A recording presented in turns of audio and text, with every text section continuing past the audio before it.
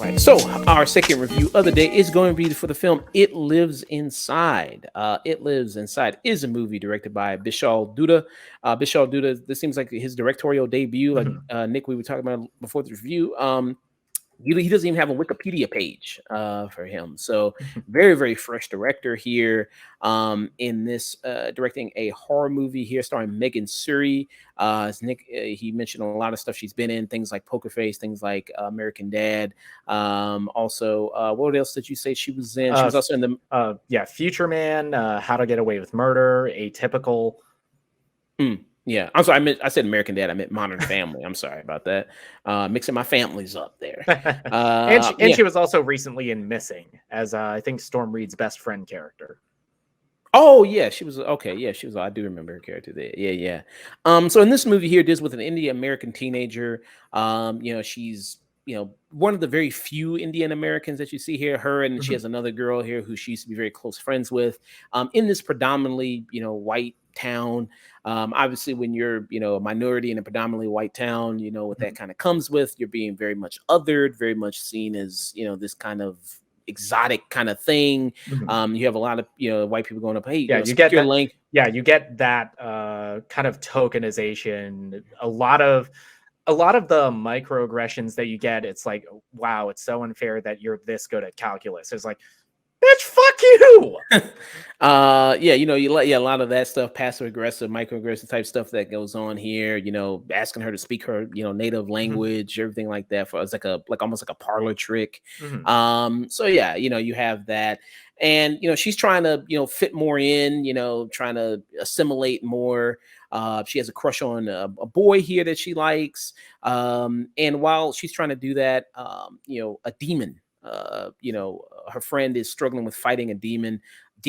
Accidentally gets loose, and a demon that preys on loneliness, preys on isolation.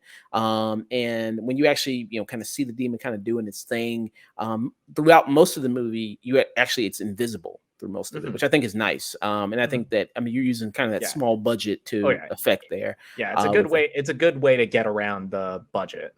Yeah, which I think is nice there. I would say I like because the movie very much ties into Indian culture. The evil force in here is very much tied to Indian culture, but I think it gives kind of a fresh spin on things there about demon ghosts type movies there. So I think that's nice that you interjected that was interjected into this. Plus the stuff with, like I said, her being an Indian American and feeling like an outsider there. So it's rare that in Western kind of media we see someone who is East Asian, get kind of that representation here in Western media in film. So that's kind of good, I think, there too. And I think when you actually do see the creature, very good effects, effects there. Yeah, as far as I could tell, it was when you see it up close, it's wholly practical effects, and it's gross to look at, and is kind of like a interesting creature design because you see it, sketched throughout creepy imagery and like paintings throughout the whole movie, and when you see it, it lives up to how creepy it is. Yeah, which I liked quite a bit, and then. So I very much like that a lot, quite a bit. I'm passing on to Nick though. Get some of his thoughts. Nick, what are your thoughts on it? So for me, y'all know me in this chat. I'm a huge horror guy, especially because one of the things I love about that genre is you can explore so many different topics, especially when it comes to social commentary. And here, Bishal Dutta really wants to explore that dual identity that a lot of second generation immigrants have when they grow up in America or even in predominantly white towns. And I think all of that is handled really well. I really liked how this movie handles Sam and Tamira's relationship, which are the two Indian girls that are tasked with fighting this demon. But where the movie falls short for me, I think, is in its execution, because because I think the movie's pacing, even though this isn't very long, this movie is only about 99 minutes. I think the movie really drags it with a lot of repetition, because when this demon first starts messing with Sam, you're getting a lot of the same like slow build up to scares, a lot of that, ooh, what was that creepy thing in a reflection that I just saw? You're getting a lot of those scenes, and you're getting a lot of dream sequences that don't really add up until you get to the very end. Yeah.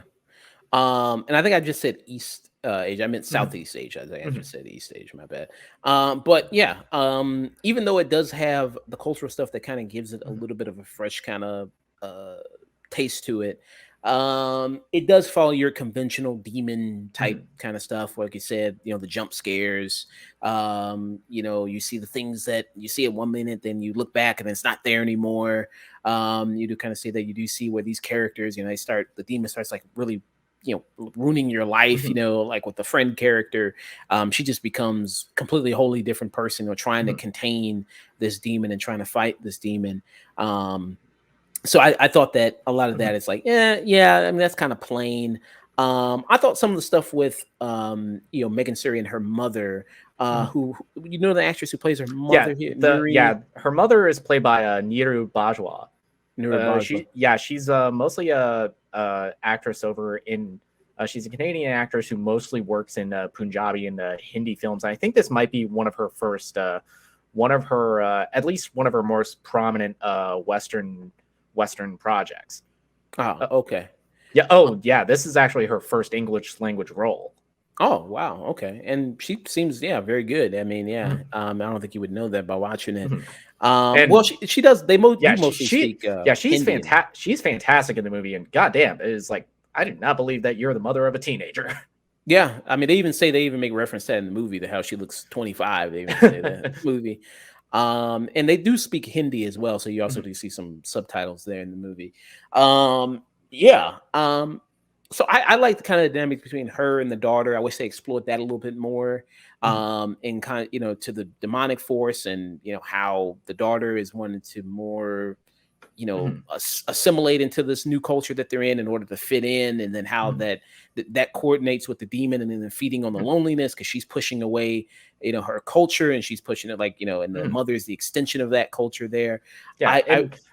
That's really the thing about this movie, is that there is so much potential to explore, especially with how good a lot of that exploration is in this movie, with the whole kind of identity crisis that comes with being a second-gen immigrant. And the movie doesn't really get into that, because I think that would have been a much more fascinating movie than a lot of this generic jump scare demon horror that we get in this. Yeah, I think that would be much more interesting there to do that. And, you know, horror aspects when they come in, I mean, besides for, you know, the actual. Some of it is really good. Like there's a moment in the trailer where Sam is just in her room and she's messing around with her phone, and you just see the lights of that demon's eyes in her closet. And I think that's a really effective scene. You also get one later in the movie with Betty Gabriel, who of course was in Get Out, was in the Purge election year, and she might have the best sequence in the movie, because you are playing around with different horror conventions. Like you see like the automatic lights as the demon's getting closer. It's like the lights start going out. Nah, they come on here. And that's like a really cool touch on a familiar like convention in horror. Yeah. So I like some of the different horror stuff. I mean, not say it's all a waste. I mean, they do some fun stuff here, and it is kind of creative, which is nice. But yeah, I wish they went a little bit more of that, you know, and not so generic in some of the ways. That kind of think feels like really drags the movie down. And you know, it's not that long of a movie. I think it's only like an hour and 42, so it's not that long of it either. I don't know how many people are going to see this, especially, you know, it is coming close to October, but I don't know, seems like a pretty smaller movie, and it's not really no big recognizable name in the cast, so I don't know. It's interesting to see how. I mean, even like horror, it's like no matter what time of year you put it out, it always tends to do well. And I don't imagine the budget on this is that high. Even just looking on Wikipedia for it, I don't see one listed here, but I can't imagine this movie costing more than, like, say, 8 to 10 million. Yeah, yeah, probably. So what would be your final thoughts and rating?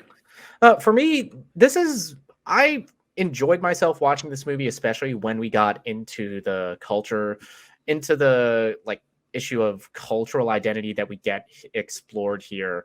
But for me, a lot of the horror aspects of this really fell flat to me. I really dug Megan Suri's performance as Sam, and I really loved her dynamic with Nita Bajwa, who plays her mother. But I think this movie relies a little too much on the generic horror aspects because this movie's also PG-13. I don't know if we brought that up, so it kind of feels like it doesn't have a lot of bite to it, even though this demon is meant to be horrifying. I just probably give this a very low stream it. I enjoyed myself with it, but there are so much better options for horror, especially off of the last 2 years. Yeah. Yeah, I kind of agree. It's just kind of a stream it. Like I said, there are some better options. But I think I don't know, maybe you get some good frights out of this. It is a little bit more creative than something like maybe the Nun Mhm. that you'll see. So I like I said, it's a little bit more creative than something like that. And how did you like some of the lead performance from the girl Megan Shuri? I thought she was okay. I thought she was fine. What did you think about her? I thought she was really good in the movie. I like that we initially start out with her as just this kind of like generic mean girl. But the longer the movie goes on, the more she realizes she has to embrace her cultural identity in order to fight this thing. And I thought that turn worked really well for me. Yeah, I like that too. Yeah, and then I don't know. I mean, the demon, even though it's PG-13, I mean, demon. He kind of gets down. The demon kind of gets down in some moments. He fucks up a person in here. He You got know. yeah, he got down to do the Dougie. Yeah. There's one scene in some swings that was I don't know. I kind of Uh, not laughed at it in a bad way, but laughed at uh. it and like, hey, that's kind of fucked That's up. kind of badass. Yeah, he kind of got his ass, got the person's ass there, but yeah. So yeah. Yes, just to stream it for me with It Lives Inside. Yeah. So two streamers.